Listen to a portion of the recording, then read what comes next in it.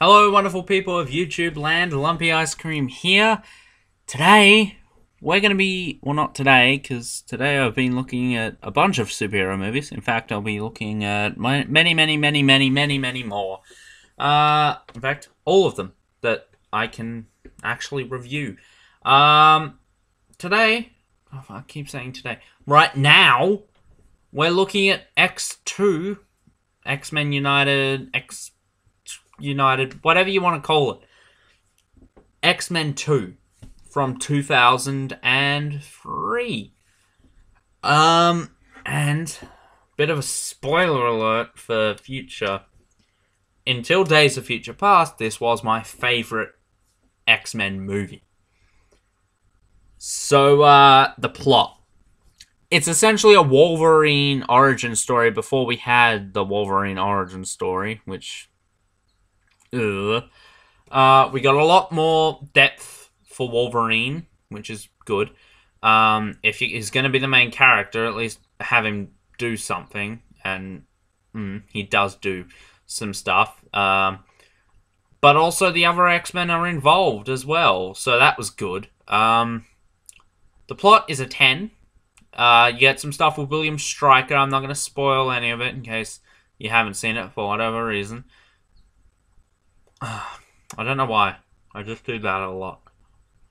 I hate my teeth. My teeth are awful. Anyway. Enough of that. But yeah, the plot is a 10. Let's go to our cast. I'm not going to cover too much of the cast. I'm only going to talk about the new here. We got Hugh Jackman as Wolverine. Patrick Stewart as Charles Xavier.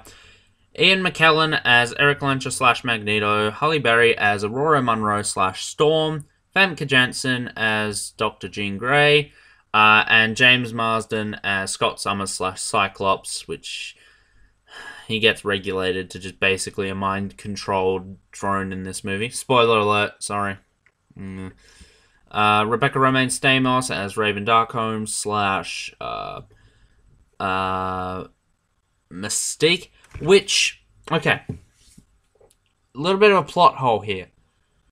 As far as I'm aware, when Mystique turns into the person that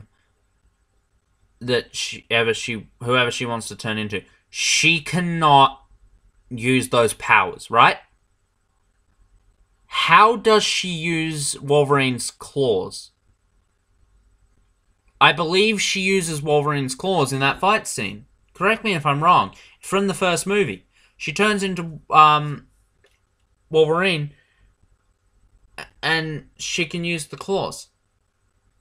The claws come from his mutant power, but even then, the healing factor heals the wounds left from the claws where they come out.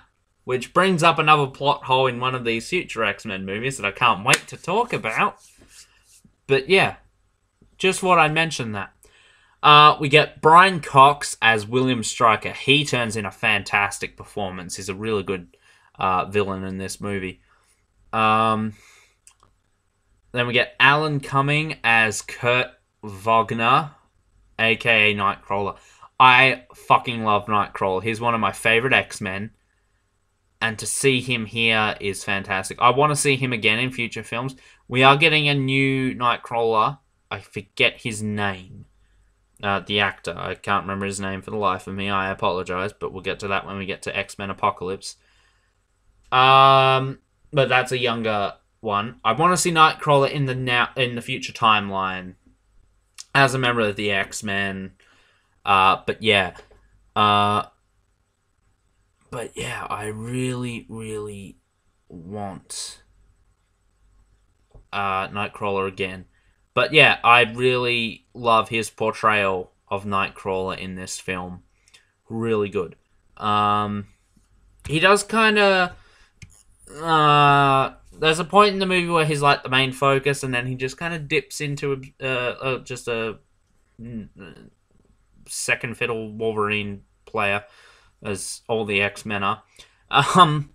So yeah, We get Bruce Davison as Senator Robert Kelly, which, I guess, spoiler alert for the last movie, because he died in that. It's Mystique masquerading as him.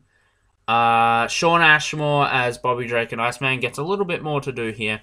We then get Aaron Stanford as John Allardyce / Pyro. So that was good to see. Kelly Hu as Yuriko Oyama / Lady Deathstrike. She gets a little bit to do, but, you know. The scene where she's there cracking her knuckles, and then there's just people watching her doing it. It's kind of fun. And we get Anna Paquin as Rogue. And then just a bunch of just secondary mutants in there. So our cast here, guys, is a 10 out of 10, obviously. The characters, I feel, get a little bit more to do and are a little bit more interesting than the original one. So, yeah, that's always good. And the tone of this movie is also really, really awesome. It's actually got like a nice, distinct tone to it. Again, you get a better sense of humanity hating mutants. The awesome psychedelic shit that, Jason Stryker, that's a spoiler, shit. Oh well, spoiler, is inducing on Professor X. I like that shit. That is awesome. So the tone is a 10, and that brings the overall to a 30 out of possible 30. And obviously, that translates to an out of 10 score of 10. Now, this was one of the later X-Men films that I watched as a kid. I think I'd seen 1 and the 3rd one before I watched 2. This was before Origins was out, if I remember correctly. But I know it took me a while to watch it, and it would have been so much better had I jumped in at 1, 2, and then 3, because, you know, I would have got the arc, but sadly I jumped straight into 3 and got spoiled for what happened in 2, but whatever. Anyway, guys, that was my review of X-Men 2, X-Men United, whatever the name you prefer is. I call it X2, I don't know why. But yeah, guys, that was my review. Let me know what you guys thought, and until next time, take care. Oh, no, wait. That's not the outro. Like, comment, subscribe, share, all that cool shit. I shall see you in the next video. Till then, take care. Farewell. Bye. Probably should have had it on there. Bye.